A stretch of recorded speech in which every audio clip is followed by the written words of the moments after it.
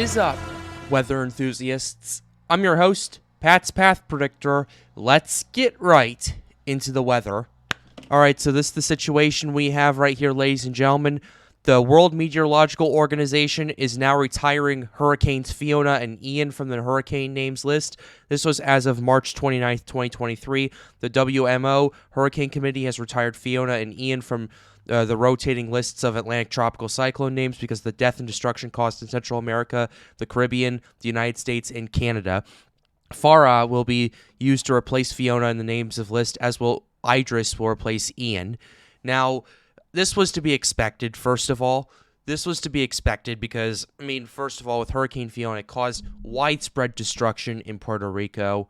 It caused widespread destruction in the eastern half of the Dominican Republic, and it caused a lot of destruction in Canada, whereas Ian, it absolutely decimated a lot of Florida. I was down there just a few weeks ago helping out with relief efforts. There are still homes that are down there that, quite frankly, you can't move into because the surge ruined all the flooring, and that bottom layer of flooring, which is basically a bunch of wood with that's kind of glued together.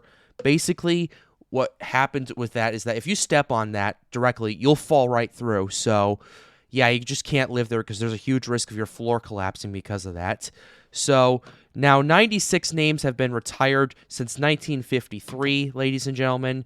So that's quite the situation right there. Fiona was a large, powerful. It's basically going over the hurricane stuff. $112 billion with Ian.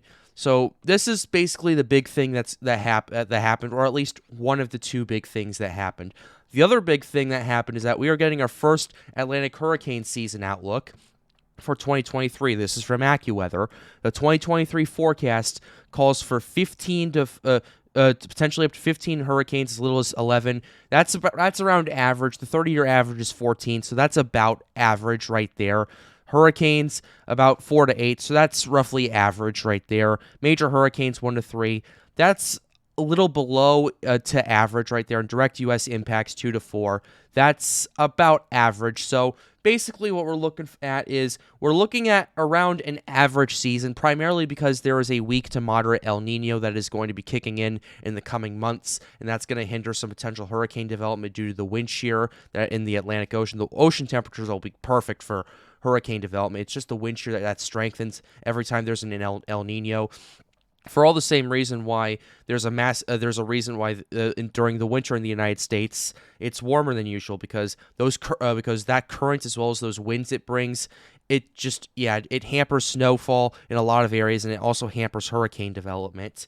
So yeah, that's our big situation we have right there. So we're looking at around an average hurricane season, and this is actually a step back from where we were in the last 7 years, because for 7 years in a row, we had above average hurricane predictions right there. And I said last year that above average is becoming the new average.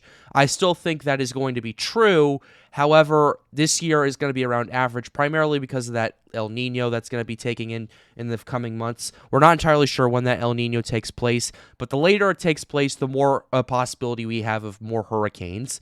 So that's definitely something I'll continue to keep an eye on the next couple of months.